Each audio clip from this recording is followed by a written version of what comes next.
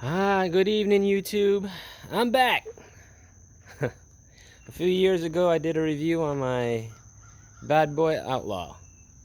Now, a few things have changed since then. Back in those days, I was in a honeymoon stage. I was still madly in love with my brand new mower that I had dreamed about obsessively. Spent hours and hours researching and lost sleep over this. And I pulled the trigger and ended up buying it. When I made the video, I was still raving, talking about how it was the greatest machine ever. Now I feel it's time to do a more honest review after a few years, 3.5 years of experience. The motor is amazing. The Vanguard, I have nothing bad to say about it. It is ran perfectly for me. There's only 200 hours on this machine, so I know for some people they can do that in a couple weeks and call it. But however, after it took me almost 4 years, 3.5 years to get to this point. I've done my maintenance, I've done the service on it that I'm supposed to, so obviously if you treat it right, it treats you well.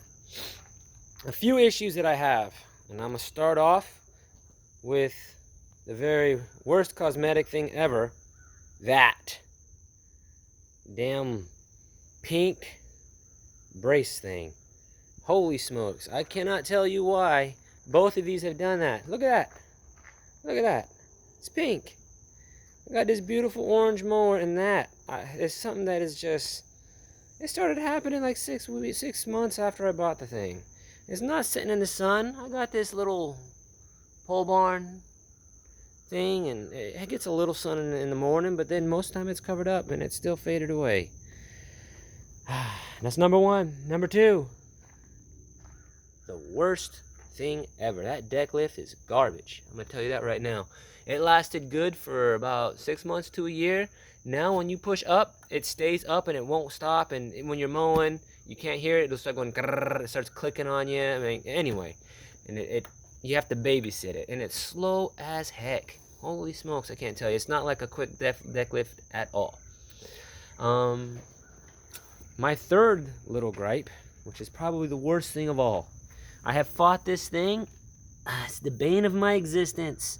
That little dude back there, when you engage it, pull that yellow knob, it turns on the belt, engages the clutch or the PTO. It shakes, pa, pa, pa, pa, pa, and that belt always falls off. Always. I am so used to it now, I already know what's going to happen. I've gotten pretty good to where I no longer need a wrench to put it back, to take this stuff off, and I just do it with my fingers up underneath here, get it back on, and then got that spring in the back I pull. Anyway, I get it on there every time. Whenever my wife gets on this thing or my dad, it always happens. And so I'm always fixing it. That's my cat.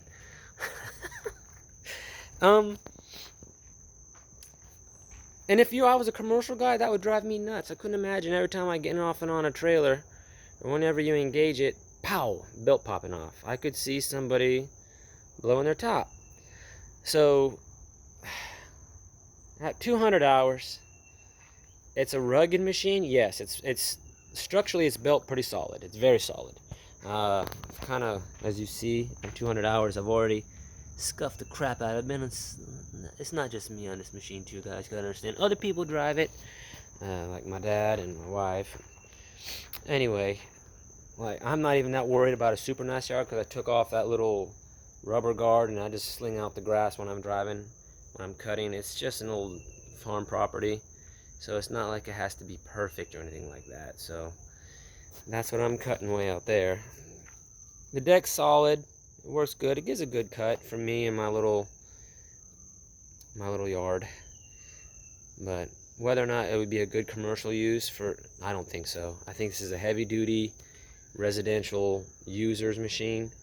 But if I were definitely going to go commercial, I would buy a Hustler or whatever name your brand on the bottom, because I know some of you guys are pretty big into it. But if I were to do a commercial, if I were doing this professionally, I would definitely spend the extra money and get myself a machine that is just a little bit better built. Like I said, it's little things. Pink wheels, a belt that's popping up, that's not a little thing, that's annoying. That is super annoying. And a crappy deck switch. And it's just little things like that I've noticed. Like this thing pops out like this hose is hard as heck now, and so when it gets hot and pressure builds up in the tank, that thing pops. It's just annoying.